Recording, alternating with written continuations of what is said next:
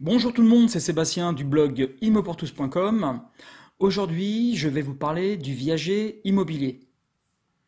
Rapidement, c'est tiré d'un article du Code civil.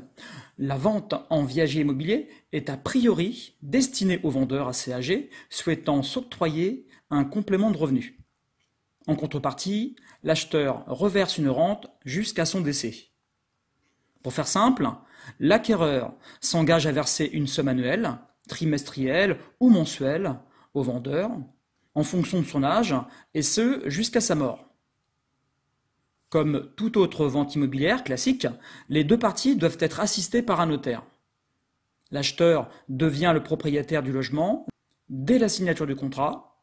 Cependant, il doit attendre le décès du ou des locataires avant de le récupérer.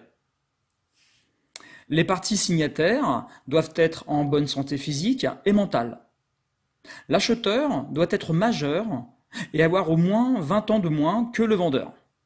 Aussi, il est possible pour cette personne de continuer à occuper le bien selon le contrat établi. Alors en fait, c'est un contrat gagnant-gagnant. Pourquoi? La vente en viager est une alternative pour permettre au vendeur de profiter de revenus supplémentaires à un moment de sa vie, surtout lorsqu'il s'agit de personnes âgées. Cela englobe en particulier les retraites et les pensions. Du côté de l'acheteur, le viager immobilier paraît comme un contrat aléatoire, avec l'espoir d'effectuer une bonne affaire. Alors qu'est-ce que le bouquet du viager? Le bouquet, lors d'un viager, est une somme fixe que le vendeur peut exiger de l'acheteur au moment de la signature du contrat. Cette somme, considérée comme un apport, doit être comprise entre 20 et 30% du prix du bien. Si le bouquet est élevé, la rente sera moins importante. Du reste, il n'est pas obligatoire. Il y a trois types de viager immobilier. Le premier, le viager libre. Dans ce cas, le logement en question est libre. L'acquéreur peut donc l'occuper, après la signature du contrat évidemment, il peut même le mettre en location s'il le souhaite. Secondo, le viager à terme. Les deux parties définissent le nombre d'années de paiement de la rente. Cependant, c'est après le décès du vendeur que l'acheteur pourra récupérer le bien. Troisièmement, le viager occupé. Pour ce dernier cas, le vendeur occupe le logement jusqu'à son décès ou son transfert dans une maison de retraite. Alors le pour et le contre d'un viager immobilier. Alors pour le vendeur, c'est comme un véritable investissement immobilier, se présentant comme une retraite complémentaire.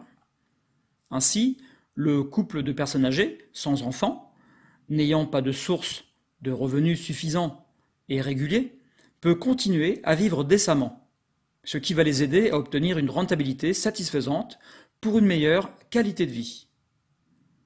Aussi, le couple vendeur se laissera tenter par cette sorte de vente qui leur sera beaucoup plus avantageuse.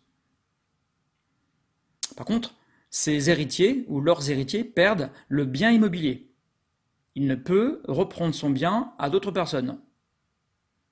Il a à sa charge les taxes d'habitation, d'entretien et les charges courantes. Maintenant, du côté de l'acheteur. Le fait d'opter pour le viager immobilier sera comme placer un certain épargne avec en prime l'espoir, entre parenthèses, d'avoir conclu une bonne affaire. De plus, il bénéficie d'une décote sur la valeur du bien. Ce n'est pas lui qui paye les charges courantes et l'entretien du logement. Alors par contre, il doit payer les gros travaux, s'il devait y en avoir. Il ne peut pas jouir du bien tant que le locataire est vivant dans le logement, si je puis dire. Enfin, il doit miser sur la durée de vie du ou des vendeurs.